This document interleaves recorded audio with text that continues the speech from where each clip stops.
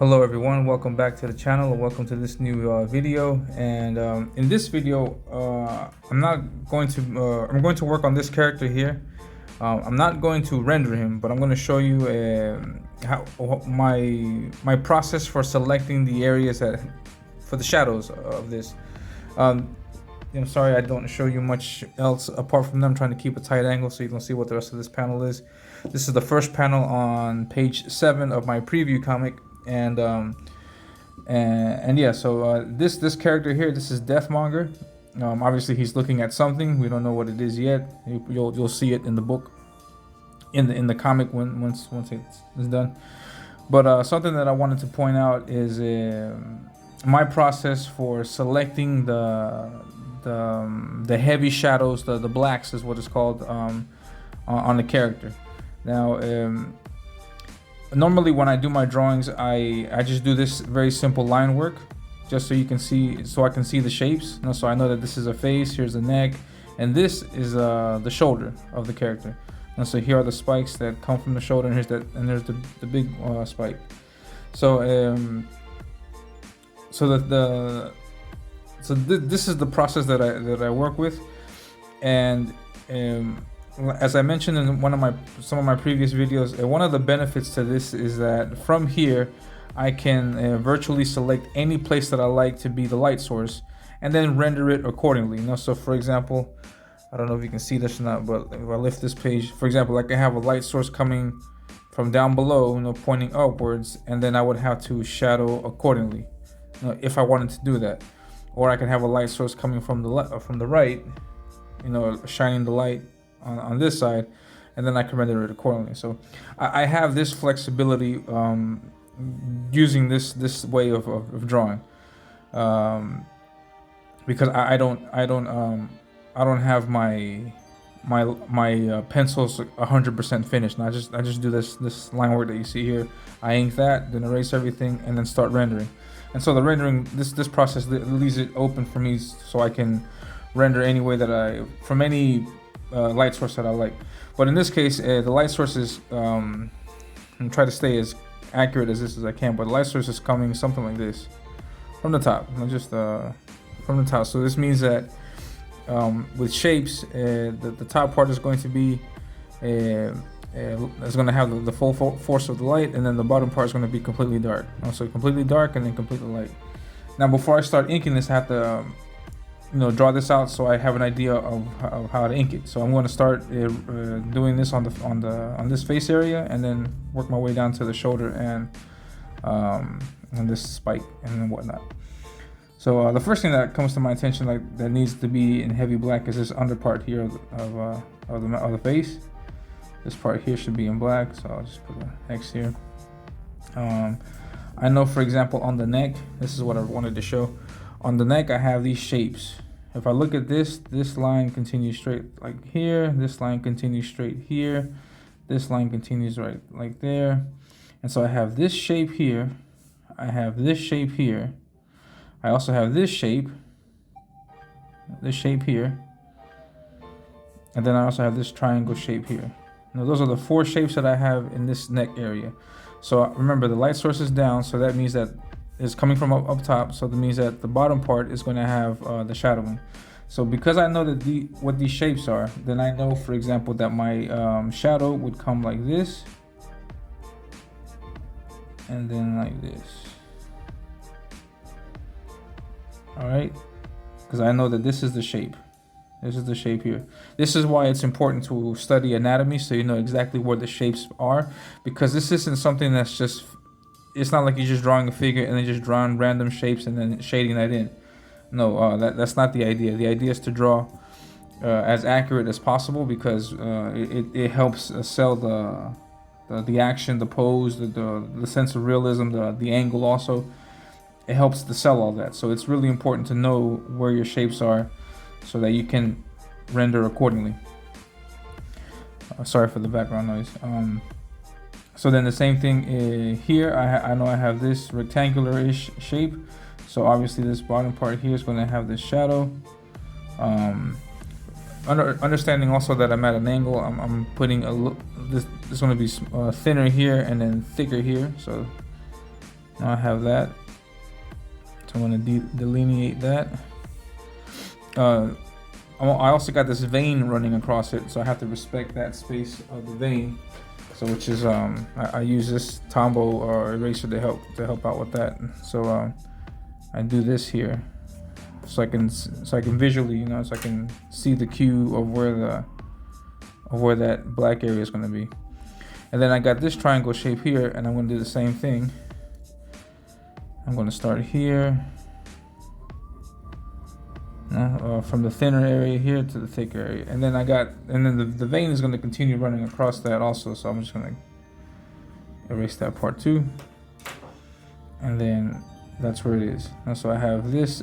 This needs to be black. This needs to be black. This needs to be black. That black. This black, and then this black also. So these two shapes are gonna run into each other like that. And then I have this part up top. Now, because this is the bottom part, this is gonna have the heavy shadow, and then this part is going towards is like around this area. I don't need that much shadow here, so I'll just do like a smaller piece here, going across like that, and then render outwards. So that is the neck. That's what I got for the neck. And then now I'm going to move on to this part here. The ear, it's going to have this. It's going to have this here. I'm going to bring this. It's going to be thin because this is a vertical. And then here it's going to be a thicker because it's a horizontal thing. Right here. There's a muscle here on the face that I'm going to also highlight. I'm gonna do that part there. So that's gonna be black. That's gonna be all black. Now what happens is, if you see this is gonna be black. This is gonna be black. This is gonna be black, and this means that this line here is gonna get colored in all black. Depending on how when I actually get to fill in that black in, I may just cover that line, or I may leave like a very small, tiny rim lighting effect here, a very tiny one, just so you can see that that's where the jaw line goes. But yes, I have a philosophy on when to color it all black and when not. I'll get into that in another video. But yeah, so this is the face. I got this part colored in black, and then I may do a little bit more because this part is the mask. Yeah, I just do all of this. This part is the mask. And the mask is pretty dark, so I'll do that. And then this area here also color in black, because there's muscles also here. Color this in black, color that in black, and then yeah, I'll do a little bit there. Yeah. Next is this skull thing, and the skull thing. There's this bottom area is gonna have more black. It's going to curve like that. Obviously, for example, this top part is not going to have any shadow because this is right there on top, so I'm not going to do that.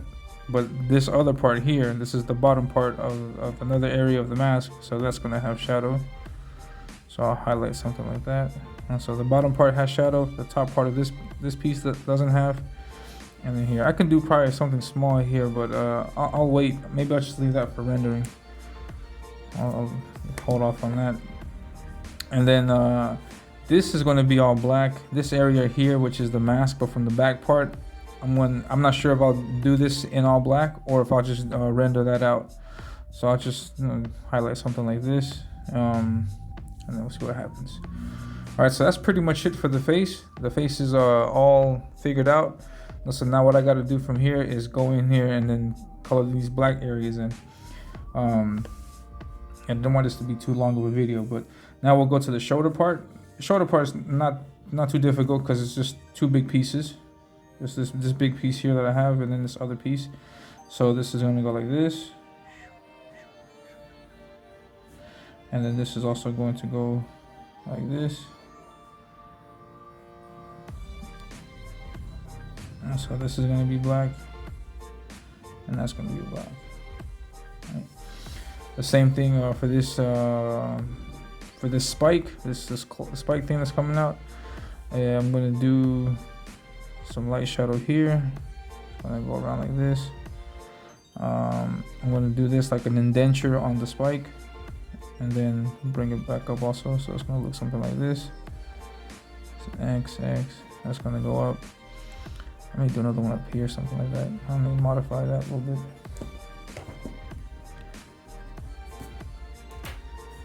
And yeah. Alright, good. So now I'm pretty much done. At least marking all this stuff off now. So now I got this last spike, and then this last spike. You got this right here, the shadow that goes down here, and the curve going up. All right. So that's pretty much it. Then I also have these indentures in the spike, so I'll do that here like that. And then maybe something like this. Yeah. Respecting the shapes now. So there's like a shape here, like another shape here. So I gotta respect those shapes. And so that's it. This is the character fully, fleshed out in terms of the shadowing. So now I've marked off these areas that I want to put shadow on. Now the next thing is to fill this in with blacks, and then I'll do this in the next video. Okay, so I hope you liked what you saw. If you did, please hit the like button. Also hit the subscribe button. I'm going to be uploading more videos of this as I work on my comic. And yeah, if you have any questions or any comments or anything, please leave your comments in the section below. And yeah, please hit the like button. It helps the algorithm, so my videos can pop up more often. Also, subscribe, leave comments. Please leave a comment, like if you like what I'm doing, if you don't like it, if you think that I'm doing something wrong or I can improve in some way. Please let me know. I don't believe that I know everything about art. There's always so much to learn about. So yeah, so just drop me off a comment at the bottom, and that's it. I hope you liked the video, and I'll catch you in the next one. Take care.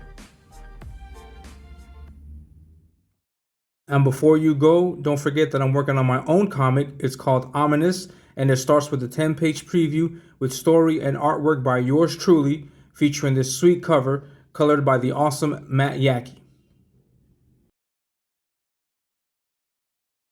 So be sure to follow me on Twitter and subscribe to the channel so you can stay up to date on everything.